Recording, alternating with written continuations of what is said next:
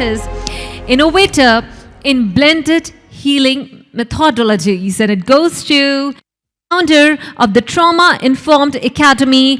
Please help me welcome with a round of applause, Elizabeth Power. Innovator in Blended Healing Methodologies.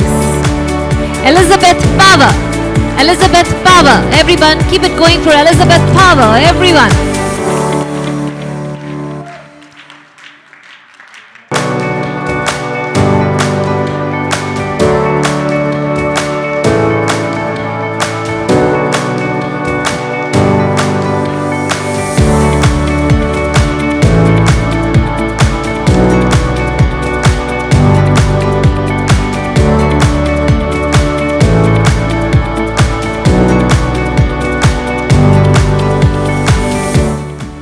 So you know it's about page 63, right?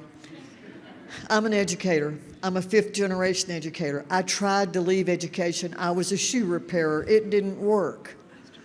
But what I know is this.